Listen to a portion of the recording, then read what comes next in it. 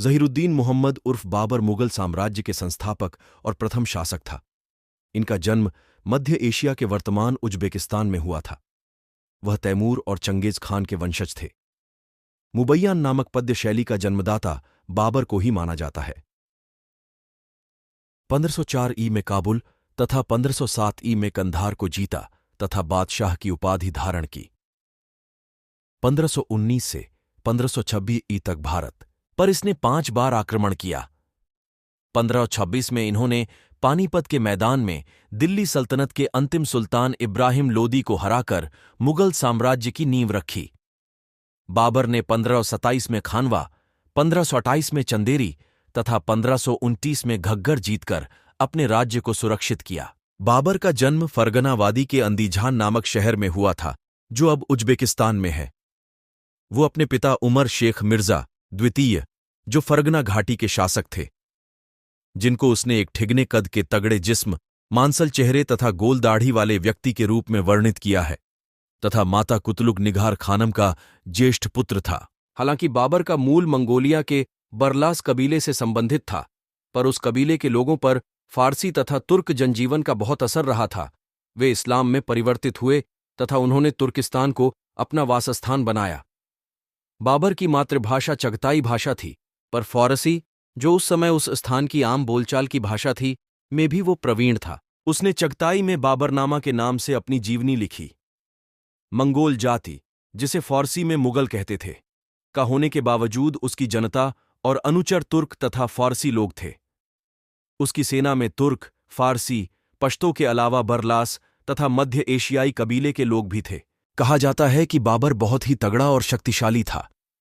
ऐसा भी कहा जाता है कि केवल व्यायाम के लिए वो 2 लोगों को अपने दोनों कंधों पर लादकर उन्नयन ढाल पर दौड़ लेता था।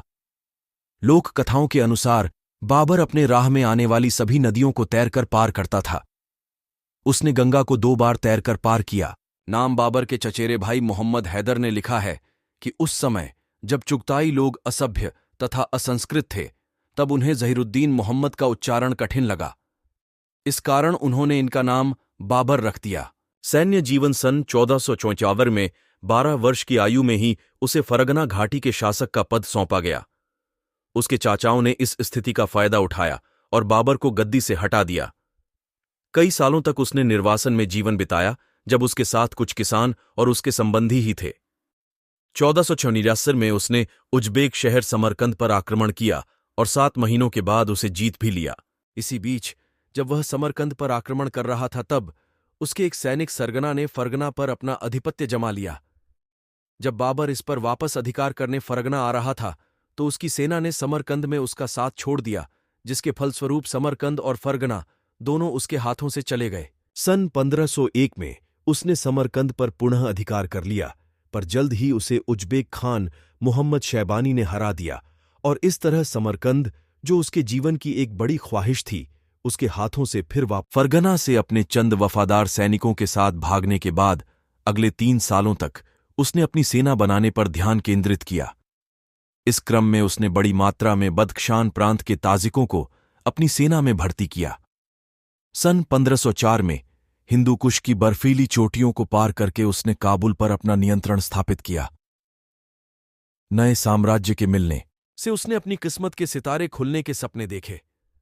कुछ दिनों के बाद उसने हेरात के एक तैमूर वंशी हुसैन बैकराह, जो कि उसका दूर का रिश्तेदार भी था, के साथ मुहम्मद शायबानी के विरुद्ध सहयोग की संधि की। पर 1506 में हुसैन की मृत्यु के कारण ऐसा नहीं हो पाया और उसने हेरात पर अपना नियंत्रण स्थापित कर लिया। पर 2 महीनों के भीतर ही साधनों के अभाव में उसे हेरात छोड़ना पड़ा। अपनी जीवनी में उसने हेरात को बुद्धिजीवियों से भरे शहर के रूप में वर्णित किया है। वहां पर उसे युइगूर कवि मीर अली शाह नवाई की रचनाओं के बारे में पता चला, जो चागताई भाषा को साहित्य की भाषा बनाने के पक्ष में थे। शायद बाबर को अपनी जीवनी चागताई भाषा में लिखने की प्रेरणा उन्हीं से मिली होगी।